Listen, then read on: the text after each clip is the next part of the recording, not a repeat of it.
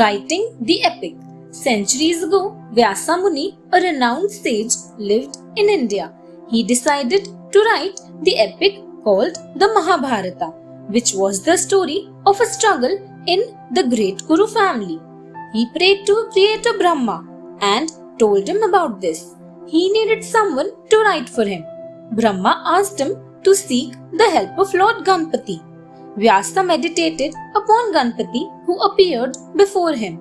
Vyasa told him about his idea and requested him to write what he dictated. Ganpati agreed, but on the condition that Vyasa would not pause at all. Vyasa was in a fix, so he in turn said that Ganpati must understand what he recited before he wrote it down. Ganpati smiled at Vyasa's cleverness. He would be able to think while Ganpati understood and wrote the verses. Thus, both having laid down their terms, the recitation and writing of the Mahabharata was begun.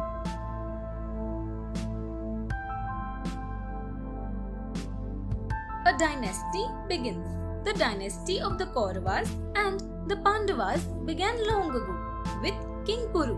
King Dushyanta of Hastinapur was a descendant of King Kuru. Dushyanta was hunting in the forest when he came upon Shakuntala, the adopted daughter of Kanvarishi.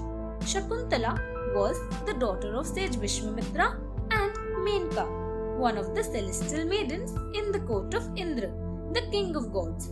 Menka had been sent by Indra to disturb the meditation of the great sage with her beauty. She succeeded and a daughter was born to them. Vishwamitra returned to his penance and Menka left the infant on the banks of river Malini to return to her abode.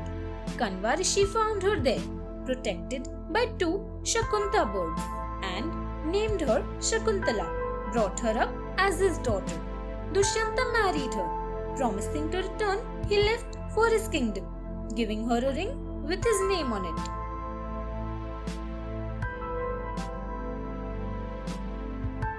A curse. Durvasa Rishi, famed for his fairy temple, came to visit the ashrama of Kanva. Shakuntala, lost in thoughts of Dushyanta, was inattentive to him. The angry sage cursed her that whoever she thinking of would forget her. She begged his forgiveness. So Durvasa said that he would remember if she showed him something he gave her. On her way to Hastinapur by ferry, Shakuntala's ring fell into the river and was swallowed by a fish.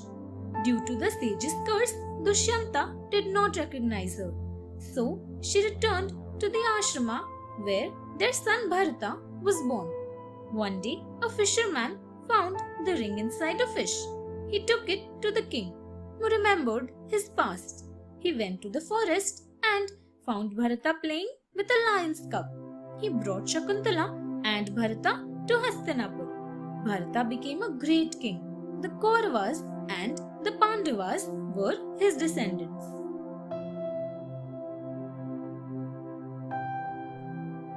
Hastinapur and Shantanu.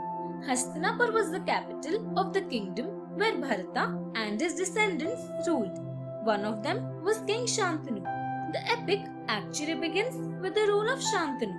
One day, when he was hunting, he saw a beautiful lady beside river Ganga. He fell in love and, introducing himself, told her he wished to marry her.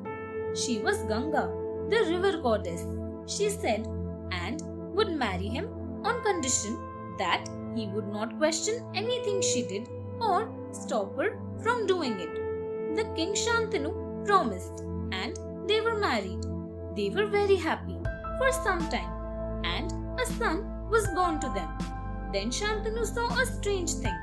Ganga took the infant and drowned him in the river.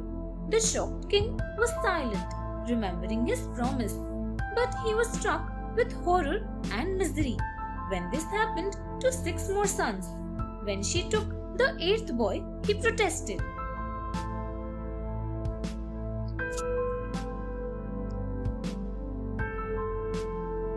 Ganga's sons. When Shantanu broke his promise and stopped Ganga, she told him she would have to return to the river. Then he asked her the reason for her actions. Then Ganga told him about the incident when the 8 Vasus went with their families to the forest. They enraged the great sage Vasishtha by stealing his pet cow, Nandini, from his ashrama.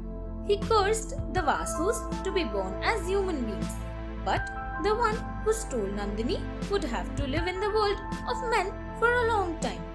Frightened of the curse, the Vasus requested Ganga, the river goddess, to marry a suitable man and be their mother.